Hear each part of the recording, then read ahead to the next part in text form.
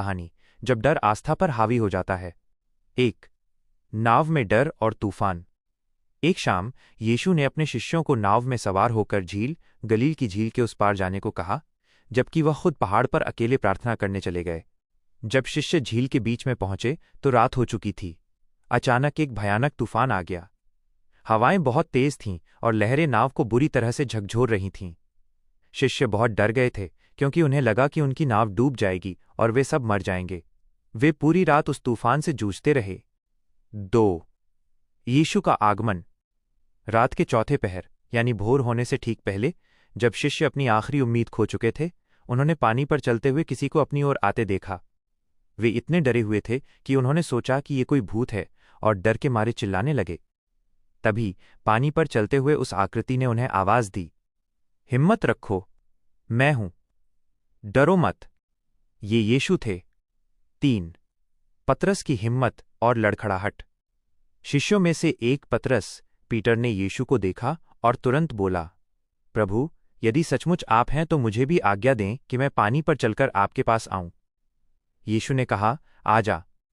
पतरस ने एक अविश्वसनीय काम किया। वो हिम्मत करके नाव से बाहर निकला और सचमुच पानी पर चलने लगा, यीशु की ओर। यह विश्वास की शक्ति थी। लेकिन जैसे ही उसने चारों ओर तेज हवाओं और भयंकर लहरों को देखा, उसका ध्यान यीशु से हट गया। वो डर गया और उसका विश्वास डगमगा गया। डरते ही पतरस पानी में डूबने लगा और चिल्लाया, प्रभु, मुझे बचाइए। 4 हाथ पकड़ना और शांति। यीशु ने तुरंत अपना हाथ बढ़ाया और उसे पकड़ लिया। उन्होंने पतरस को उठाते हुए कहा, हे अल्पविश्वासी, कम विश्वास वाले, तुमने क्यों संदेह किया? जब वे दोनों नाव में चढ़े तो तूफान तुरंत थम गया और झील शांत हो गई। इस कहानी से आपके लिए संदेश।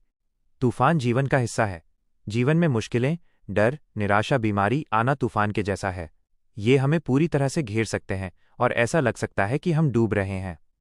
यीशु हमेशा आते हैं जब आप सबसे ज्यादा अकेले और डरे हुए होते हैं। चौथे पहर में तब यीशु आपको बचाने आते हैं। वह आपको नाम से पुकारते हैं और कहते हैं, डरो मत, आपकी नज़र कहाँ है? जब तक पतरस की नज़र यीशु पर थी, वो असंभव काम कर रहा था। जैसे ही उसकी नज़र तूफान, समस्याओं पर गई, वो डूबने लगा। अपनी सारी निराशा के बावजूद अपनी नज़र यीशु की शक्ति और प्रेम पर बनाए रखें। वो आपको तुरंत पकड़ते हैं। जब आप डूबने लगते हैं और कहते हैं, मुझे बचाइए, तो यीशु आपको तुरंत पकड़ते हैं और उठाते हैं। वो आपको कभी नहीं छोड़ेंगे। मुझे उम्मीद है कि इस कहानी ने आपके दिल को शांति दी होगी। अगर आप चाहें तो मैं और भी कहानियां सुना सकता हूं।